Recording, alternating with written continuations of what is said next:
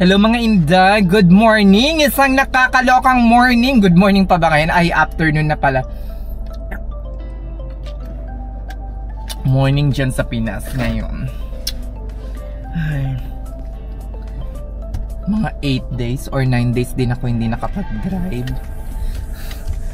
Dati pag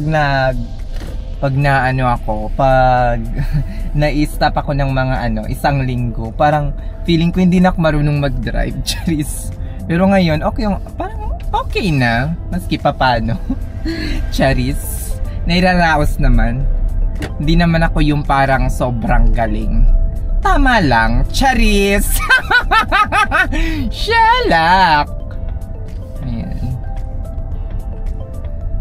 Hindi naman masyadong dito ma-traffic sa amin, mga Inday, mga beshi. Tsaka maingat na tayo. Ayan. Nakakainis lang dito kapag pa left side.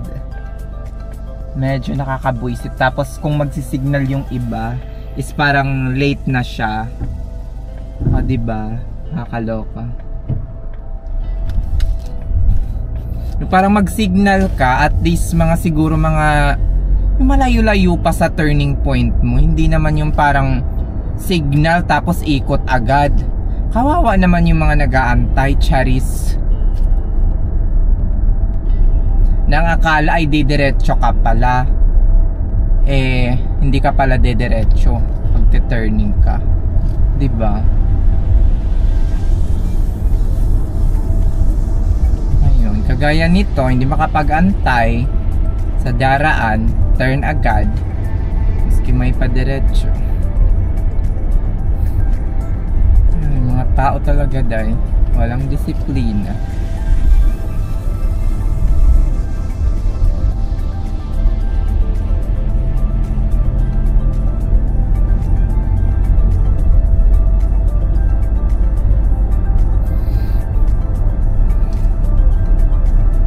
Ayan, sa mga nagtatanong kung nagta-travel ba ako ng solo, yes, nagta-travel ako ng solo. Malaki ba yung ginastos ko nung pumunta ako ng Florida?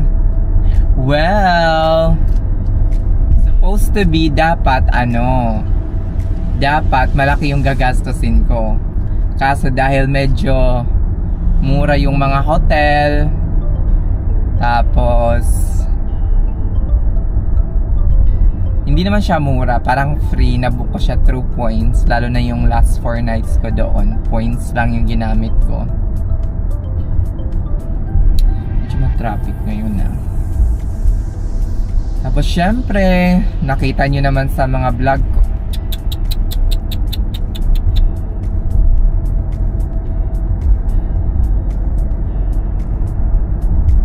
nakita nyo naman sa mga vlog ko, buisit yun. Ito talaga yung nakakaloka dahil yung parang mag-change ng lane. Yung pabigla-bigla mag-change ng lane. O diba, yun yung mga nakakalokang moments dahil walang nasa likod ko, walang may gusto sa likod ko kasi masyado akong mabagal. Cherries! Hindi nila bet yung mga katulad ko dahil mga mga underperformer. Eme.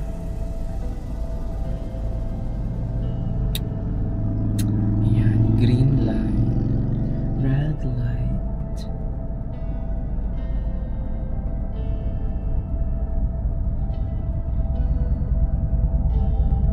Sometimes naiisip ko na sana pumunta na lang ako sa states or area dito sa Amerika na hindi ko na kailangang mag-drive.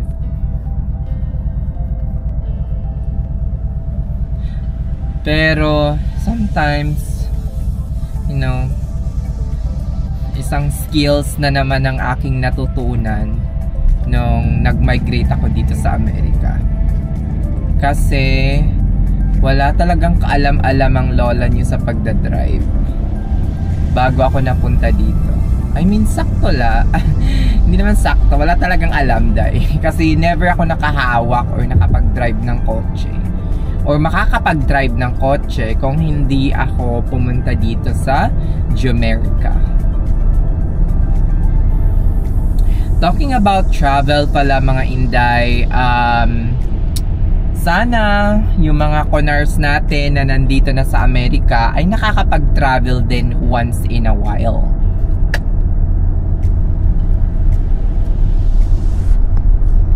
Ayun.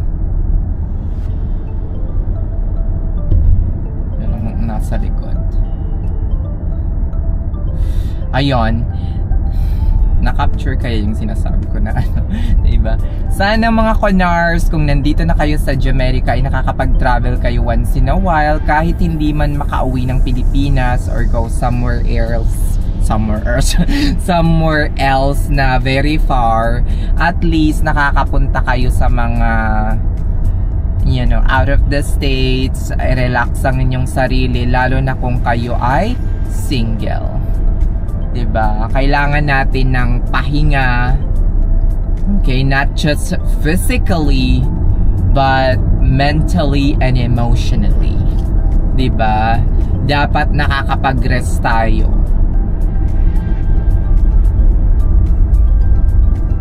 At nakakakita din, nakakaranas ng iba't ibang mga experiences dito sa mundo. Life is too short. I mean, hindi mo kailangang magmadali para yumaman. Kung para sa iyo talaga yung pag-unlad, yung pagyaman, at yung pagiging sobrang komportable sa buhay, makakamtan mo yan very soon. Hindi mo kailangang makipagkarerahan sa pag-overtime. Charis!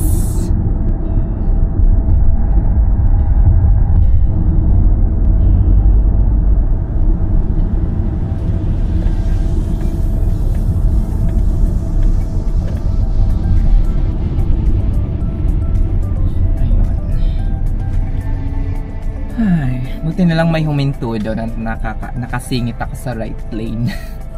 Shut up! Dati takot na takot akong gawin yung mga ganong simpleng bagay, ah.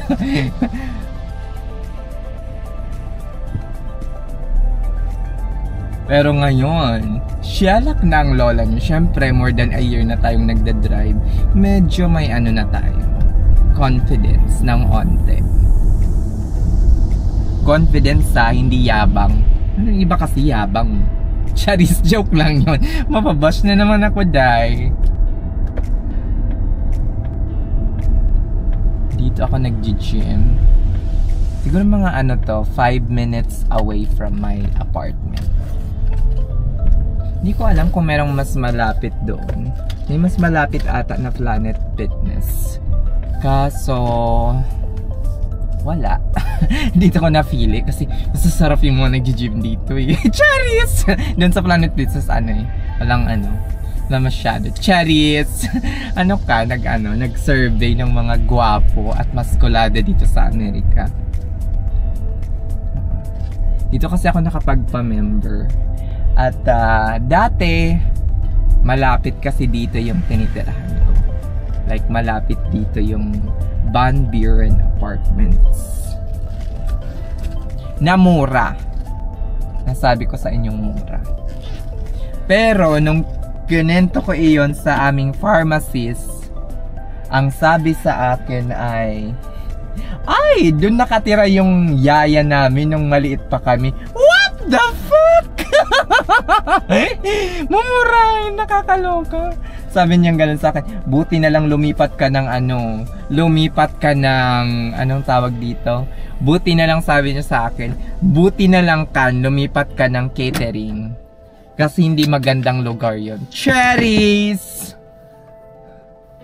Ayan, nandito na tayo. Ay, let's mag-workout muna ako. Shela.